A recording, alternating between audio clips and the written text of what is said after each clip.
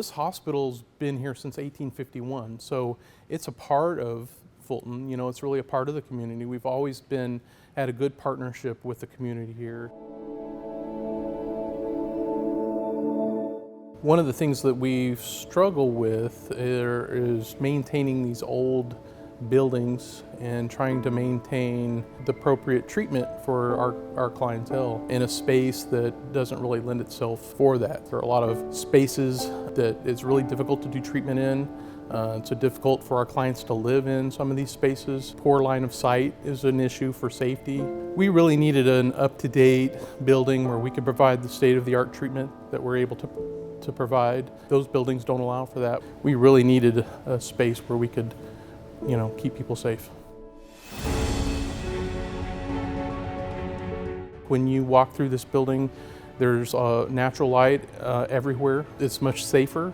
We're not having to deal with physical plant things breaking down or, you know, repairs or things like that, whereas that's pretty much all we were doing with the other building. We also have a lot of cost-saving kind of things. We're using solar panels to kind of preheat our water so that it's already heated as it comes up to our patient living areas. Our lights are set on dimmers so that they brighten and dim at certain times of the day to save energy. So there are all kinds of cost-saving energy efficiencies that we'll gain with the new building. We have what we call a treatment mall. Within that treatment mall, we have all kinds of things that patients can come and do, whether it's get their hair done or shop for clothes. We have a chapel there, and we have a couple of gymnasiums and a wellness area. You'll notice throughout the hospital we have a lot of wellness areas set up for clients if they want to exercise. We have a lot more outdoor spaces available to clients. We have 4 programs total for the whole hospital. And then for each program, there's 3 living areas. So 75 patients per program, but each program has its own, what we call program community. And that's a space where clients can actually get off the living area and go to attend groups or classes or work on a computer or, again, more exercise.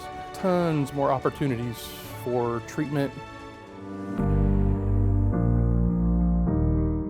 Construction of a new hospital like this may happen only once in every 3 or 4 generations. This is an exciting time for staff and community to finally see the years of construction come to completion.